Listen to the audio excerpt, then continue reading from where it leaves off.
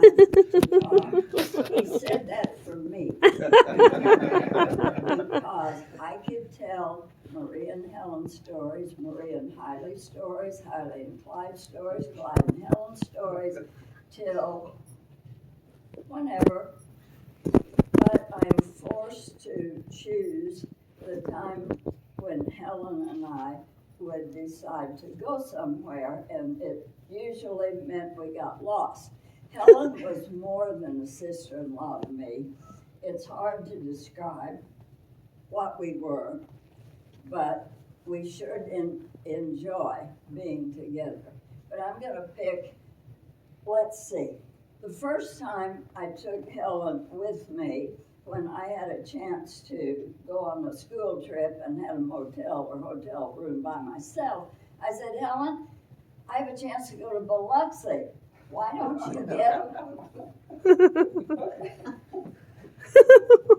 you get an airplane ticket and we'll fly out of St. Louis and we'll go to Biloxi?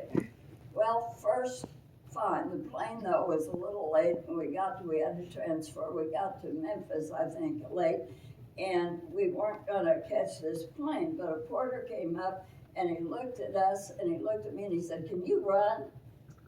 Run? I don't know. And he pointed to her, and he said, you get in this wheelchair, you hold all this luggage. He piled it on top of her, and he said to me, now you run with her as fast as you can. And I bet people in the airport thought it was wild with these running this lady in a wheelchair as fast as we can go. But we made it. Well, Helen had never been to a casino. This was a casino. We got there, ate, went to bed. I got up in the morning and she wasn't there.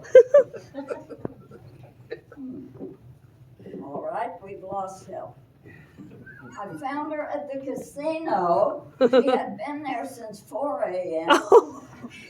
And what had happened to her, she walked in, and this was new. There weren't many people there. There was a younger man playing with his mother, helping her, and they were frustrated. They were losing. And he looked at Helen and he said, here, ma'am, would you like to go ahead and take my place, and you can go ahead and use the money.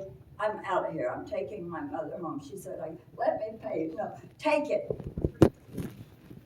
She pushed that button twice and won over $100. Helen always wanted to see. Now, we used to go to Indiana a lot to help Doug and Karen if Karen wanted to go to a church meeting. We never made it without getting lost. One time we lost the whole town, but that's another story. I missed the turn, and I was heading towards southern Indiana instead of Indianapolis. But this was before cell phones and GPSs, but I got the map out, and there was a side road we could take. If we hadn't taken that side road, we would never have found the black buggy or the Amish cheese factory. So we made sure every time we went, we made that same detour and got to Indianapolis.